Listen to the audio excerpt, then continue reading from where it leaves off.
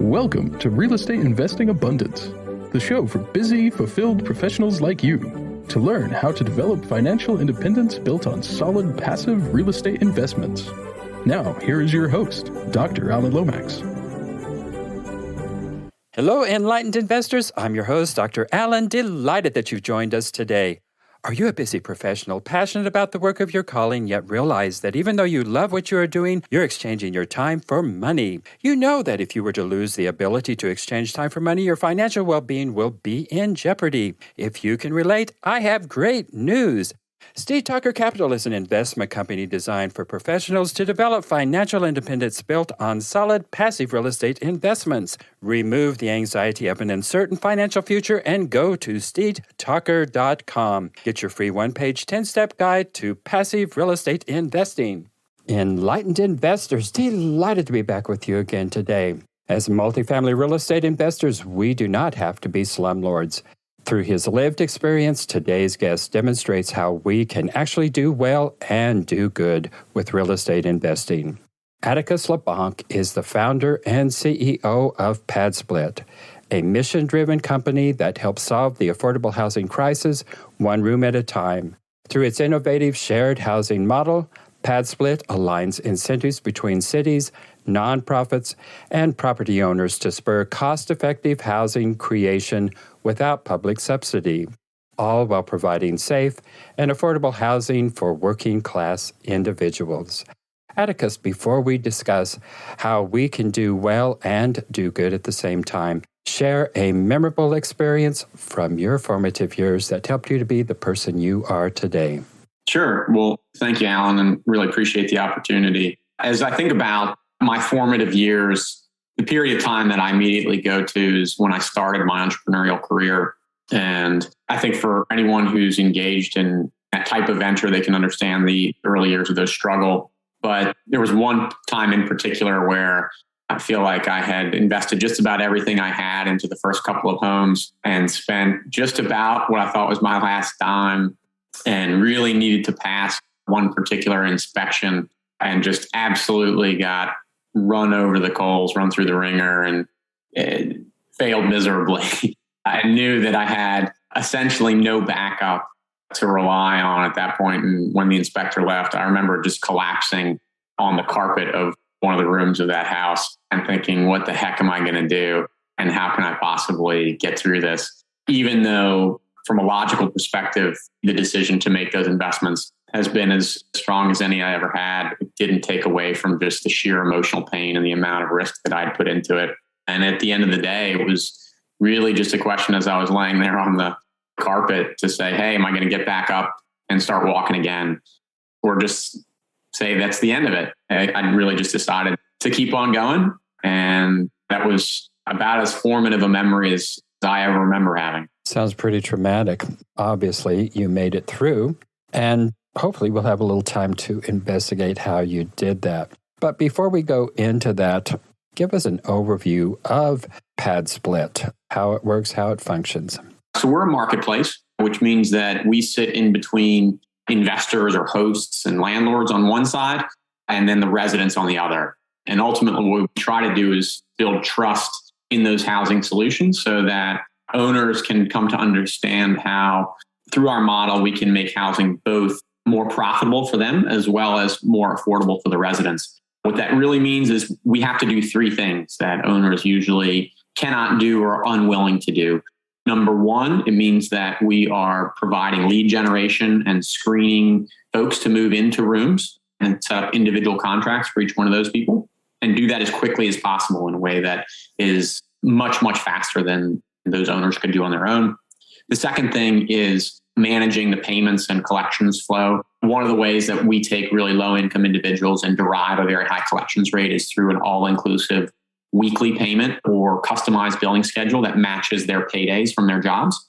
But that also adds a lot of complexity. And it means that if you have 6 people sharing a home, for instance, we're going to be collecting and tracking, call it 25 plus payments per month, when most owners really just only want one. And then the last piece is, again, about building trust and accountability, where we have a rating system where residents can rate and review each other, give call outs and shout outs. There's a lot of communication systems built on the back end and the technology. And of course, we're tracking how responsive owners are to things like maintenance work orders and those types of issues as they arise to ensure that there's quality control at all levels. But that's, in a nutshell, what we do.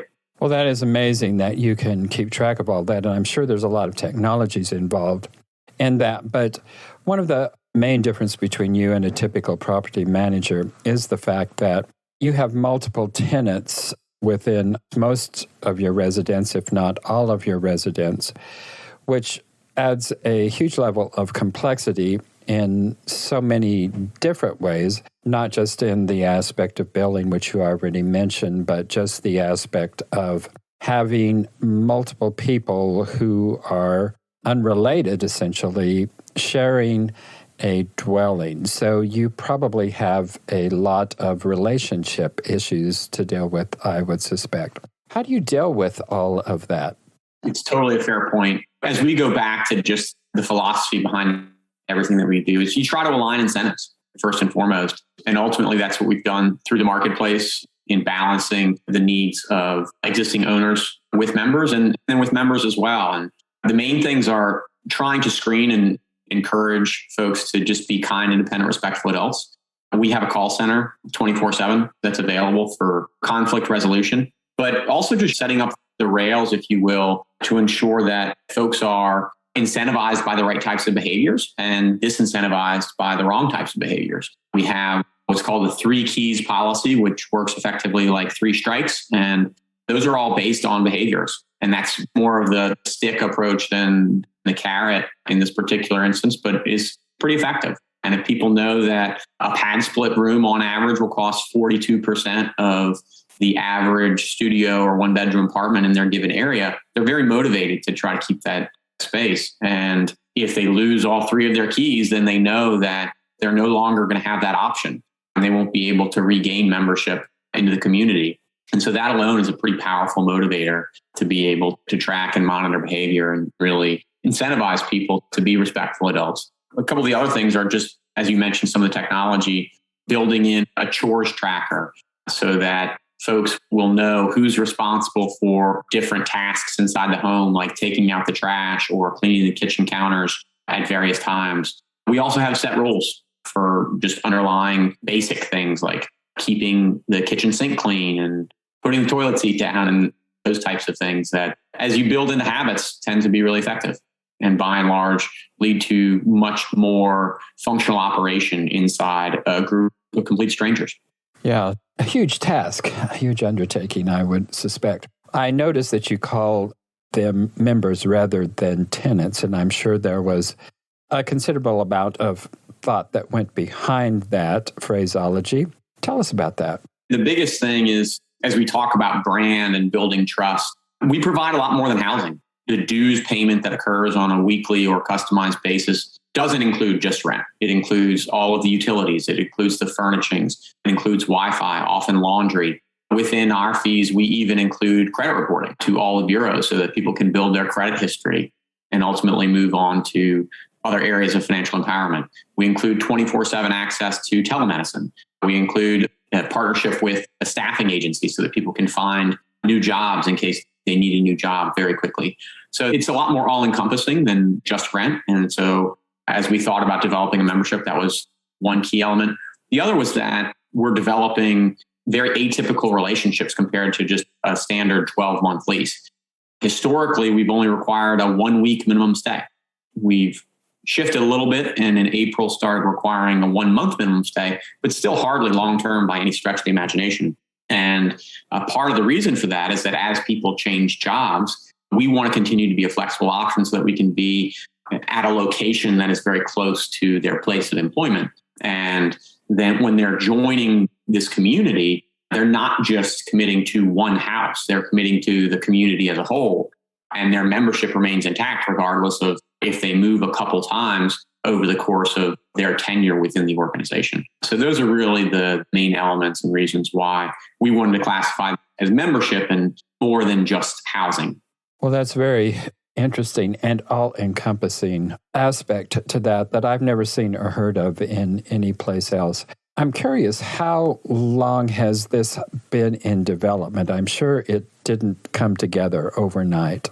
So if you can see my background, this house over my right shoulder was the first prototype PadSplit home that I developed personally in 2017.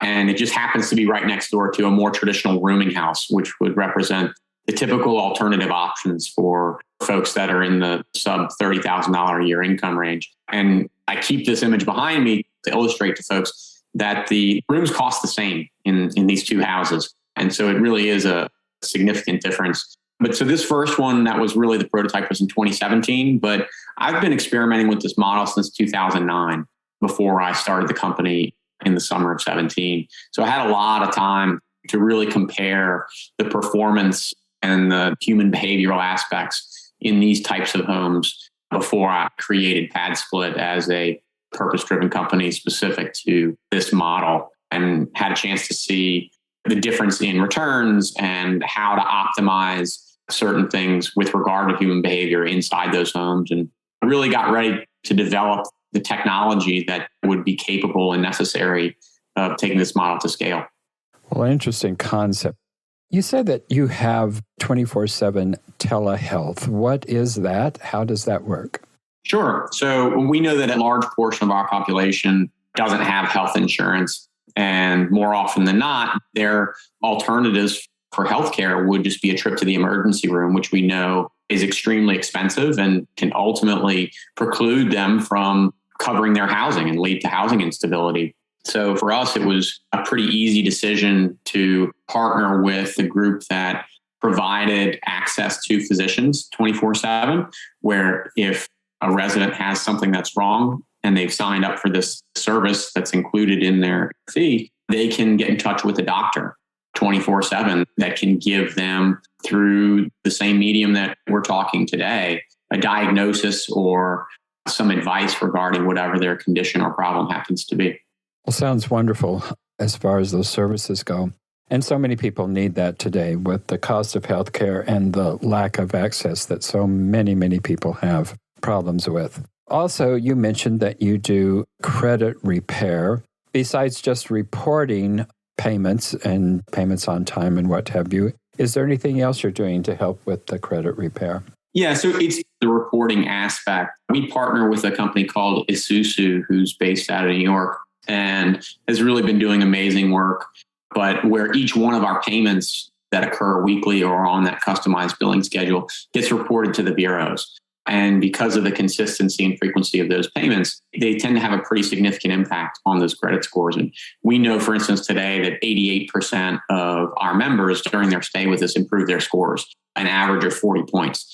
So that can really be a significant difference in the difference between whether or not they qualify for a loan or moving into that next apartment or not. And so it's been extremely impactful for our members. And we know a couple folks who have leveraged that tool to be able to go on to purchase homes. Wow. That is definitely impressive. But it's not also impressive just on the member side of what you're doing, but you also have advantages for the homeowner. In fact, tell us about the payment schemes and how it is that this differs from the traditional multifamily or single family rental. Yeah, the biggest thing for us is that we're taking advantage of wasted or underutilized spaces, regardless of whether you're in a single family or a multifamily setting. And so there are two ways to think about it. The first is, if I were to ask you or anyone else that's an investor, how much do you get paid for the formal dining room in the apartment or in the home that you rent? And the answer inevitably is zero. But at the same time, we know that we have a huge housing shortage for more affordable housing and for the members of our workforce who don't make nearly enough to qualify to rent the entire apartment or the entire home. So from our standpoint, you can take that formal dining room, which today is generating $0 of revenue, and make it produce $500 a month in net revenue. And that math is pretty easy to do.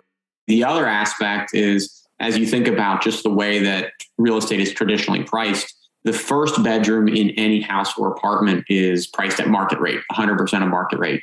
But there are diminishing returns from there. So each additional bedroom doesn't add the same amount as that first bedroom. For instance, a 6-bedroom house really doesn't rent for much more at all than, say, a 3 or 4 bedroom house in most cases.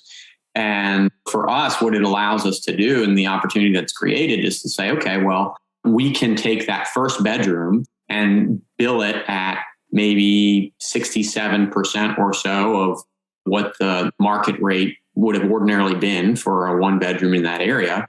But then the second bedroom is worth exactly the same. The third bedroom is worth exactly the same ad infinitum. And each of those additional bedrooms adds that incremental market value so that you hit this tipping point where in multifamily, usually it occurs just anything over 2 bedrooms. And in single family, it's usually about 4 bedrooms, where you're better off renting by the room than you are renting the whole of that apartment or house. Very interesting concept. So yields are considerably better for the homeowners than what they typically would be if they were just renting a single unit rather than splitting it up. And of course, most investors are not going to want to do that because of the increased workload, which is significant. But you have devised a way that reduces that workload considerably. But I would expect that there are still headaches that owners have to deal with that they wouldn't necessarily have to with a single unit. So what are some of those headaches that owners need to be aware of?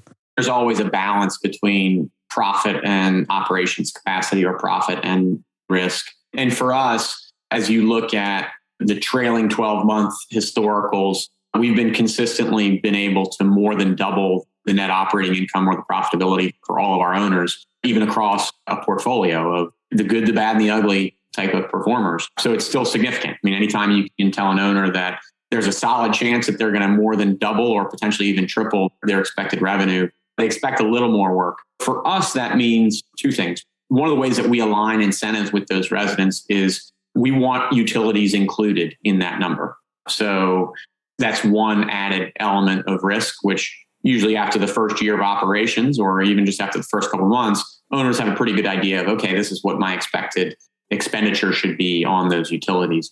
The second thing is for just a common area cleaning, kind of a deep clean, which we really ask owners to do once a month for the kitchens, the common bathrooms, and dining areas and such.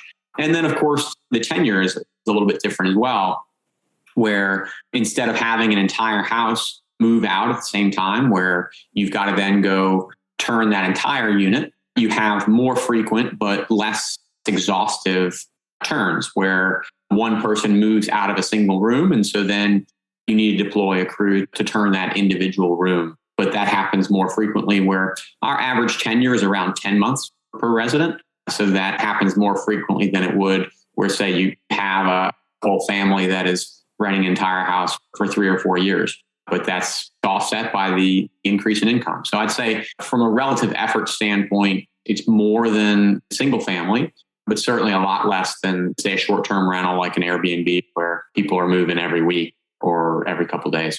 Right. Well, I'm surprised that your average stay is 10 months. That's a significant period of time, given the type of rentals that you are working with.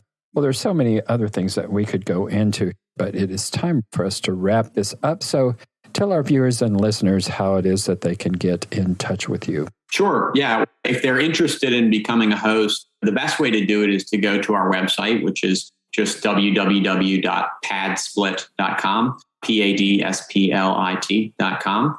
And there is a For Hosts page up at the top. And yeah, if they go to the For Host page, you can get in touch with me or anybody from our staff.